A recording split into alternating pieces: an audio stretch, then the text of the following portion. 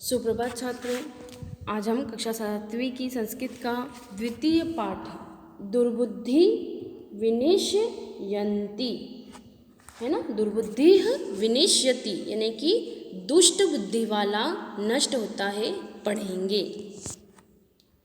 प्रस्तुत इस पाठ का हम परिचय देख लेंगे पहले कि प्रस्तुत पाठ में संकट और विकट नामक दो हंस तथा कंबुग्रीव नामक कछुआ के माध्यम से यह शिक्षा देने का प्रयास किया गया है कि जो अपने हित चाहने वालों या अपना जो ध्यान रखे अपना हित चाहने वालों सलाह पर ध्यान नहीं देता है, वह दुष्ट बुद्धि कछुआ की तरह जान जोखिम में डालता है एवं हानि उठाता है। दुर्बुद्धि विनिश्यन्ति यानी कि दुर्बुद्धि विनिश्यति नाम से ही मालूम पड़ रहा है। दुर्बुद्धि यानी कि दुष्ट बुद्धि वाला, और विनिश्यति यानी कि विनाश हो जाता है, उसका नष्ट हो जाता है। तो पाठ में ये दो हंसों की और दो हंस हैं, संकट और विकट नामक दो हंस हैं, और कंबुग्रीव नामक एक कछुए के माध्यम से शिक्षा दे रहे हैं। आपको एक कहानी बताई जा रही है, आज हम उसके बारे में पढ़ेंगे। हमारी कहानी इस प्रकार है कि अस्ति मगध देशे फुल्लोत्पल नाम सरह। फुल्लोत्पल नाम सरह, इसका अर्थ है कि मगध देश में है। अस्ति का होता है और मगध देश है यानी कि मगध देश में फुल्लोत्पलम नाम का सरह यानी कि तालाब है। कहाँ पर? मगध देश के फुल्लोत्पलम नामक तालाब है मगध देश में। तत्र संकट विकटो हंसो निवसतः। अब वहाँ पर संकट और विकट, क्या नाम है? संकट और विकट नाम के दो हंस वहाँ पर रहते हैं। कंबुग्रीव नामक तयोः मित्रम एक कूर्मः अपि तत्रैव प्रतिवसति स्म। कंबुग्रीव नामक उन दोनों का एक मित्र कौन है? कछुआ भी वहाँ पर रहता है। कंबुग्रीव नामक तयोः मित्रम यानी कि दोनों का जो एक मित्र है वो कछुआ भी उसी तालाब में रहता है। संकट और विकट दो नाम के हंस और एक कंबुग्रीव नामक कछुआ भी उनका मित्र है, वो भी वहाँ पर रहता है। अथ एकदा धीवरा तत्र आगच्छन्। इसके बाद एक बार मछुआरा वहाँ पर आ गए। कौन आ गया वहाँ पर? मछुआरा, है ना। मछुआरे जो होते हैं मछली पकड़ने वाले, तो उन्हें हम क्या कहते हैं? मछुआरे। धीवरा का अर्थ होता है मछुआरे, मछली पकड़ने वाले। तो मछली पकड़ने वाले वहाँ पर आ जाते हैं। ते अकथयन्, उन्होंने कहा, वयं स्वः मत्स्य कूर्मादिं मारिष्यामः। अब क्या कहा उन्होंने कि हम कल, वयं स्व यानी कि हम कल, मत्स्य कूर्मादिन यानी कि मछली, और कूर्मादिन यानी कि कछुआ, मछली कछुए को आदि जो हैं उनको मारेंगे। एतत् श्रुत्वा कूर्मः, यह सुनकर कूर्मः अवदत् यानी कि कछुआ बोला। किसको बोल रहा है कछुआ और क्या बोल रहा है? तो सुनेंगे हम कि मित्रे किम युवाभ्यां धीवराणां वार्ता श्रुता। मित्रे यानी कि हे मित्रों, क्या तुमने युवाभ्यां धीवराणां, तुमने धीवरों की बात सुनी? वार्ता श्रुता यानी कि तुमने धीवराणां यानी कि मछुआरों की बातें सुनी। अधुना किम अहम करोमि, अब मैं क्या करूं? कौन बोल रहा है? ये कछुआ बोल रहा है कि अब मैं क्या करूं। हंसो अवदताम, हंस बोले। हंसो अवदताम का अर्थ होता है हंसो, हंस, और अवदताम यानी बोले। हंस बोले, प्रातः यदम उचितम तत्कर्तव्यम, प्रातः यद उचितम तत्कर्तव्यम, कि हंस बोले कि सुबह जो उचित होगा यानी कि जो ठीक होगा वही हमें करना चाहिए। कूर्म अवदतम, कूर्म अवदतम यानी कि कछुआ बोला। मेवम यानी कि ऐसा नहीं।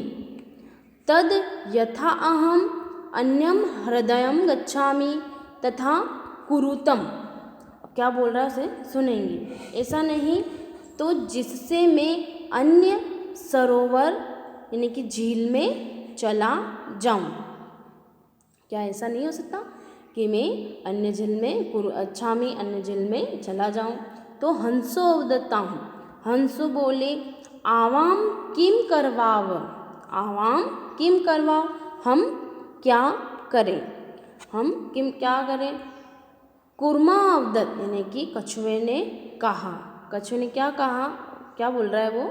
अहम युवाभ्याम सह आकाश मार्गेण अन्यत्र गंतुम इच्छामि, क्या बोल रहा है वो कछुआ कि मैं तुम दोनों के साथ, किसके, दोनों हंसों के साथ आकाश के रास्ते से अन्यत्र जाना चाहता हूँ, यानी कि अन्यत्र गंतुम इच्छामि, कि मेरी इच्छा है कि मैं तुम दोनों के साथ आकाश मार्ग से होते हुए अन्य स्थान, अन्य गंतुम यानी कि स्थान पर, अन्य स्थान पर जाना चाहता हूँ, ऐसा उसने कहा। तो हंसो अवदताम, हंस जो हैं उन्होंने कहा। अत्र कह उपाय, अत्र कह उपाय, यहाँ इसका क्या उपाय है, यहाँ इसका क्या उपाय है कि तुम जा रहे हो तो यहाँ इसका क्या उपाय है। कच्छप वदति, तो कच्छप वदति यानी कि कछुआ कहता है। युवाम काष्ठदंडम, युवाम काष्ठदंडम एक चंचवा धारयताम, क्या कह रहे हैं कि तुम दोनों एक लकड़ी को चोंच से पकड़ लो, मतलब वो उनसे कह रहा है कि हंस से कौन कह रहा है, कछुआ, कछुआ कह रहा है कि युवाम काष्ठदंडम यानी कि तुम दोनों अपनी चंचवा धारयताम यानी कि एक लकड़ी की जो एक छड़ी है उसको लेकर तुम दोनों अपनी चोंच से उसको पकड़ लो। अहम काष्ठदंड मध्ये अवलंब्य युवयो पक्षबलेन सुखेन गमिष्यामि, कि मैं छड़ी के मध्य यानी कि मध्य में से अवलंब्य यानी कि पकड़ कर, लटक कर, मतलब अवलंब्य युवयो यानी कि उसको बीच में से, छड़ी के मध्य के बीच में से लटक कर तुम दोनों के पंखों के बल, तुम दोनों के पंखों के पक्ष बलेन यानी कि पंखों के बल यानी कि जोर से, सुखेन गमिष्यामि यानी कि आराम से यहाँ से चला जाऊँगा। ठीक है। हंसो अकथयाम, हंसों ने कहा। संभवति एषः उपायः, यह उपाय संभव है यानी कि ऐसा हो सकता है। किंतु अत्र एकः अपायो अपि वर्तते, किंतु इससे, इस उपाय जो संभव है किंतु इसमें एक हानि भी है। अब वो हानि क्या है देखेंगे। आवाभ्याम नियमानं त्वां वालोक्य जनाः किंचित वदिष्यन्ति एव, क्या कह रहा है वो कि हम दोनों द्वारा ले जाते हुए, है ना, कि हम दोनों के द्वारा तुमको यहाँ से जो ले जा रहे हैं, तो तुमको यहाँ से ले जाते हुए यदि त्वं तुरं दास्यसि तदा एव मरणं निश्चितम, यानी कि तुमको हम यहाँ से ले जाएंगे तो तुमको देखकर लोग कुछ कहेंगे ही, यदि तुम उत्तर दोगे तो तुम्हारा जो मरना है निश्चितम, यानी कि तुम्हारी मृत्यु तो निश्चित है, हम तुमको ऐसे पकड़ कर ले जाएंगे और अगर तुमको देखकर लोग कुछ कहेंगे तो यदि तुमने अगर उत्तर दिया तो तुम्हारा मरना निश्चित है। अतः त्वम अत्रैव वसः, इसलिए तुम यहाँ ही रहो। तत् श्रुत्वा क्रुद्धः कूर्म अवदत्, इस बात को सुनकर और गुस्से होकर कि हम मूर्खम, यानी कि कछुआ बोला कि क्या मैं मूर्ख हूँ, कि महम मूर्खम, यानी कि क्या मैं मूर्ख हूँ। तो उत्तर न दास्यामि, जो उत्तर नहीं दूंगा। किंचिदपि न वदिष्यामि, पर कुछ भी नहीं बोलूँगा। अतः अहम यथा वदामि तथा युवा कुरुतम, इसलिए ऐसा जैसा मैं कहता हूँ तुम दोनों वैसा ही करो। एवं काष्ठदंडे लंबमानं कूर्म पौरा अपश्यन्, उन्होंने इस प्रकार से काष्ठदंडे लंबमानम, यानी कि लकड़ी से लटकते हुए कर्मोपोरा अपश्यन, यानी कि कछुए को अपश्यन, यानी कि लोगों ने देखा। पश्चात अध्यावतान अवदच्च हहो, और वे सब जब लोगों ने और नागरिकों ने सबने देखा तो वे सब उसके पीछे पीछे दौड़े और बोले, क्या बोलने लगे कि अचंभे की, बड़े ही अचंभे की बात है। अवदतन च, कि महादश्चर्यम हंसाभ्याम सह कूर्मोऽपि उड्यते, कि यह तो बहुत ही अचंभे की बात है कि हंसों के साथ कछुआ भी उड़ रहा है। किसने बोला? लोगों ने जब उस हंसों को देखा कि हंसों के दो हंस है और बीच में लकड़ी के कछुआ भी लटक रहा है, तो लोगों ने बोला उसके पीछे दौड़ते हुए कि तो बड़े ही अचंभे की बात है कि हंसों के साथ कछुआ भी उड़ रहा है।